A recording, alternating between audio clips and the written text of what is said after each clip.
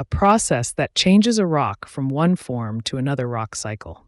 The rock cycle is the ongoing transformation of rocks through stages like melting, cooling, eroding, and compacting.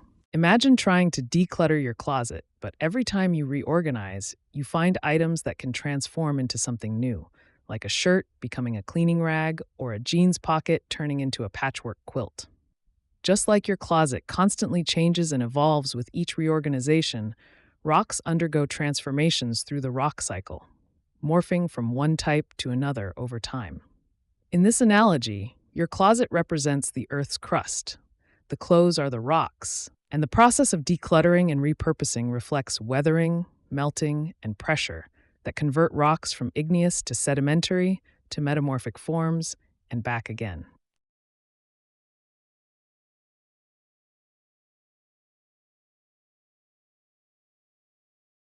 Particles of rock and other materials deposited by water or wind.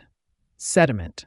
Sediment is the tiny pieces of rock and remains that settle at the bottom of bodies of water or are carried by the wind. Imagine cleaning out your handbag or backpack and finding a mix of crumbs, dust, and small items that have settled at the bottom over time. This situation is akin to sediment, where particles of rock and other materials gradually settle out of water or wind and accumulate in layers. Just as these small items and debris in your bag are deposited by the daily winds and waters of your activities, sediment forms when particles carried by natural forces settle out of suspension and collect in a specific area.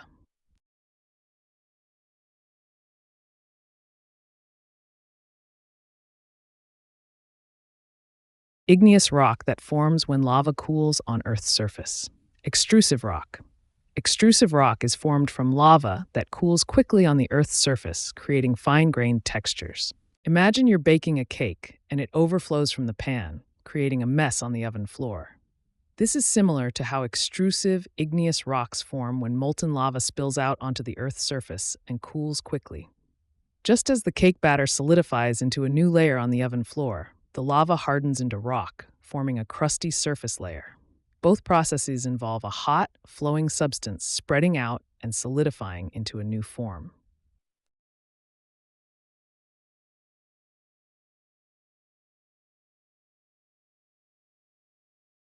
Igneous rock that forms when magma hardens beneath Earth's surface. Intrusive rock. Intrusive rock is a type of igneous rock that solidifies from magma beneath the Earth's surface. Imagine you've baked a cake, but it takes a long time to cool down in the center because it's surrounded by the warm oven and hot cake around it. This is similar to how intrusive igneous rocks form, where magma cools slowly beneath the Earth's surface, insulated by the surrounding rock layers.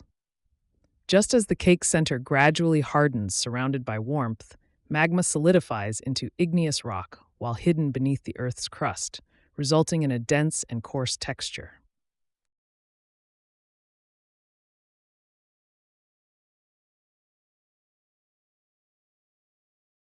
A process where sediment grains are cemented together. Cementation. It is when minerals fill the spaces between sand grains, gluing them to form solid rock. Have you ever tried to make a sandcastle at the beach, only for it to fall apart because the sand was too dry? Just like how adding a little water helps bind the sand grains together to form a stable structure, cementation in geology involves minerals precipitating from water and binding sediment grains into solid rock. In this analogy, the water acts as the minerals in geological cementation, and just as the wet sand forms a sturdy sandcastle, the mineral-laden water solidifies loose sediment into rock.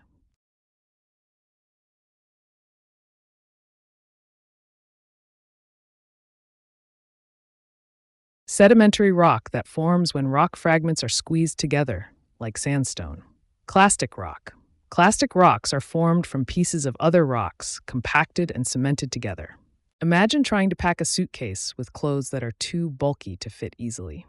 This is similar to how clastic sedimentary rocks, like sandstone, form when individual rock fragments are tightly compacted together. Just as you press and squeeze your clothes to make them fit into the suitcase, rock fragments are compressed under pressure over time to form a solid mass, creating a sedimentary rock.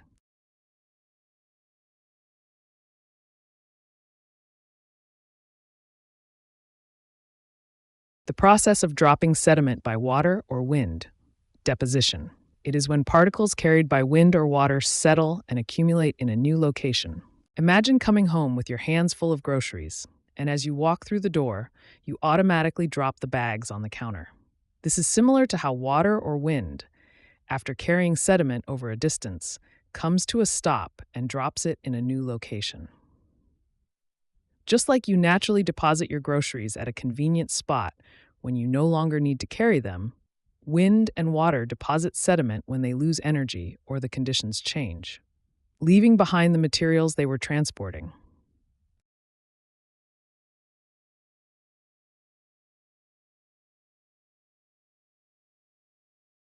Metamorphic rocks with mineral grains arranged in parallel layers. Foliated. Foliated means that the mineral grains in the rock are aligned in flat, parallel layers. Imagine trying to sort a disorganized pile of laundry into neat stacks of clothes based on type, like shirts in one pile and pants in another. This process is similar to how metamorphic rocks with mineral grains arrange themselves into parallel layers, known as foliation. Just as you organize the laundry into orderly groups, the intense pressure and heat in the Earth's crust cause the minerals in the rock to align into structured, parallel layers, creating a beautifully ordered pattern out of what was once a chaotic mix.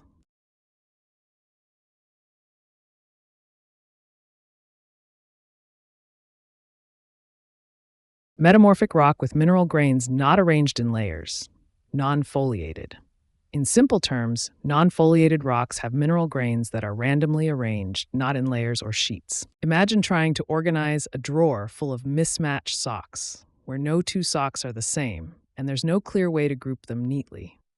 This is similar to a non-foliated metamorphic rock, where the mineral grains are not arranged in layers or patterns.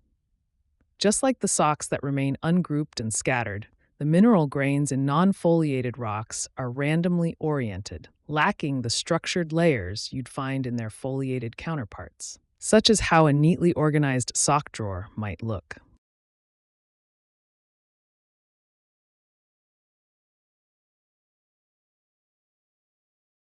The process by which sediments are compressed by the weight of layers above. Compaction. In simple terms, compaction is when layers of sediment are pressed together tightly over time.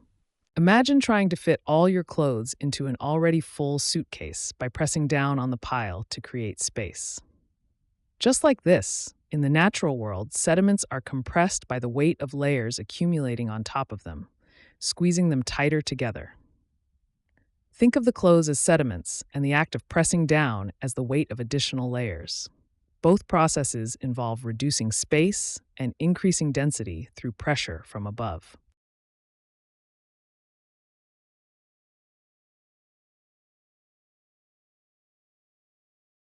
The rock that forms when existing rock is changed by heat, pressure, or chemicals.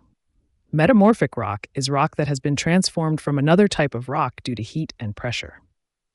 Imagine trying to transform a messy, cluttered room into a tidy, organized space.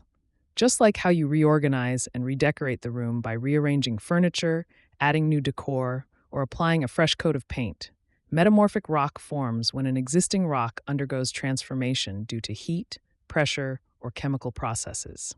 In this analogy, the existing rock is like the cluttered room. The heat and pressure are the rearranging and redecorating efforts, and the resulting metamorphic rock is the newly organized and refreshed room.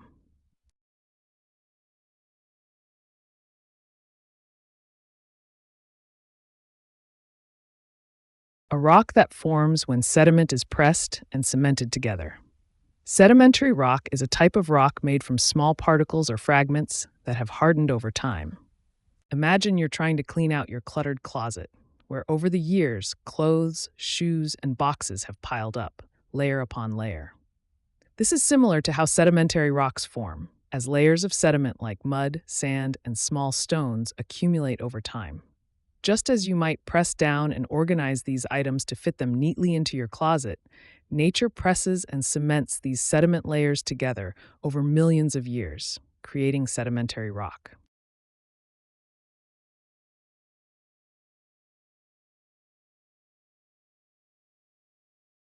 The process in which rock is worn away and transported by water, wind, or ice is erosion.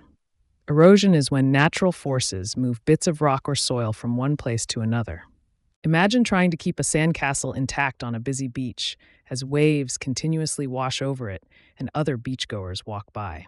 Just as the relentless movement of water and footsteps gradually dismantles and disperses the sand, erosion involves the gradual wearing away and transportation of rock by natural forces like water, wind, or ice. In both scenarios, whether it's the sandcastle on the beach or the rock in nature, the constant action of external forces breaks down and carries away material bit by bit, altering the original structure over time.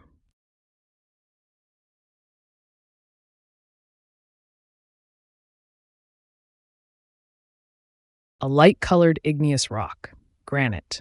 Granite is a type of rock formed from cooled and solidified magma, made mostly of minerals like quartz and feldspar.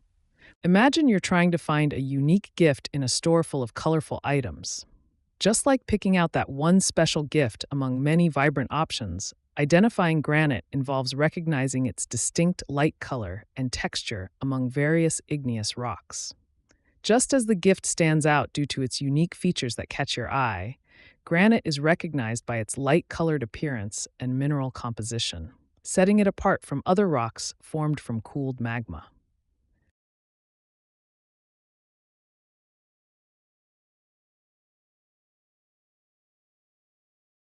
A dark, dense igneous rock, basalt. Basalt is a volcanic rock formed from the rapid cooling of lava at Earth's surface. Imagine trying to choose the right couch for your living room, only to find that the one you like is heavy, dark-colored, and incredibly durable, seemingly absorbing everything around it. This scenario is similar to basalt, a dark, dense igneous rock that forms from rapidly cooling lava, making it both strong and tough. Just like your choice of couch, basalt is defined by its dense, robust nature and dark appearance, which results from its composition and formation process, much like the fabric and design choices that define your furniture.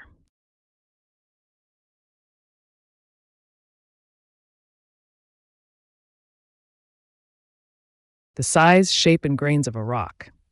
Texture. Texture is the feel or appearance of a surface, determined by the size and arrangement of its particles. Imagine trying to fit all your groceries into a single reusable bag after a big shopping trip. Just as you have to consider the size and shape of each item to make everything fit efficiently, geologists examine the size, shape, and arrangement of grains in a rock to understand its texture. In this analogy, each grocery item represents a grain in the rock. The size of the item is like the size of the grain. The shape of the item corresponds to the shape of the grain, and how the items are arranged in the bag is akin to how the grains are packed together in the rock.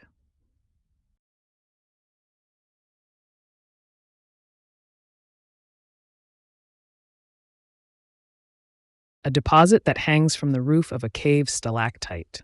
Stalactites are icicle-shaped formations created by mineral-rich water dripping and depositing minerals from the ceiling of a cave over time. Imagine a leaky faucet in your kitchen that slowly drips water onto the counter. Over time, if the mineral-laden water from the faucet evaporates, it leaves behind small deposits of minerals, gradually building up into a noticeable bump on the surface. Similarly, stalactites form when mineral-rich water drips from the ceiling of a cave and evaporates, leaving behind deposits that accumulate into icicle-shaped formations. Just like the mineral buildup from the faucet drip, stalactites grow from repeated mineral deposits left by evaporating water, showing how small, consistent actions can lead to significant formations over time.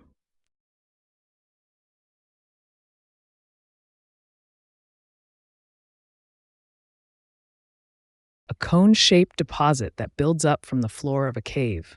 Stalagmite. A stalagmite is a mineral formation that grows upward from the floor of a cave as minerals from dripping water accumulate over time. Imagine the frustration of dealing with a leaky faucet in your home, where water drips slowly but steadily into the sink. Just like each drop from the faucet contributes to a growing puddle over time, stalagmites form in caves as mineral-rich water drips from the ceiling and deposits tiny amounts of minerals on the floor. In this analogy, the leaky faucet represents the ceiling of the cave. The dripping water is similar to the mineral-laden water in caves, and the puddle that gradually builds up is akin to the cone-shaped stalagmite that slowly forms upward from the cave floor.